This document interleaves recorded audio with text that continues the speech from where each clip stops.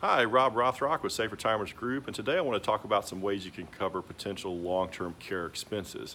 If you're a woman, there's about a 60% chance that one day you'll need long-term care, and for us guys, it's almost 50%. So for married couples, there's a very high probability that one of you will incur some kind of long-term care expenses. So how do you pay for it? Well, you can certainly buy a long-term care insurance policy, but just know that there are a whole lot less insurance companies writing these policies today than there were 10 or 15 years ago. And because long-term care insurance is filed as health insurance with the state, it is subject to rate increases, and sometimes the rate increases can be significant. So just know that there's an uncertainty there, and if you're uncomfortable with that, that's something to keep in mind.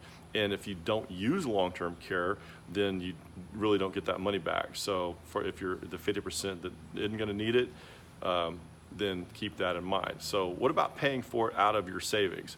Well, got to think about the tax consequences of getting that money out of savings. If it's coming out of a Roth account, hey, that's great, there's no taxes, so it might behoove you to have some money available as a Roth designated account, for reasons like that.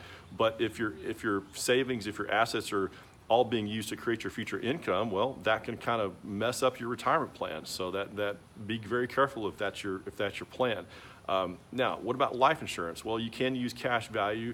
You can borrow against cash value without any tax consequences, and you can buy life insurance that's kind of like long-term care insurance built on a life insurance chassis, which is a kind of a way to think about doing this, because the premiums are fixed. You know what it's going to cost. It's never going to go up.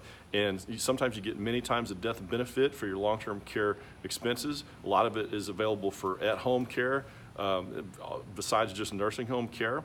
And and if you don't use it, then there's a death benefit for your beneficiaries. So that's something to consider.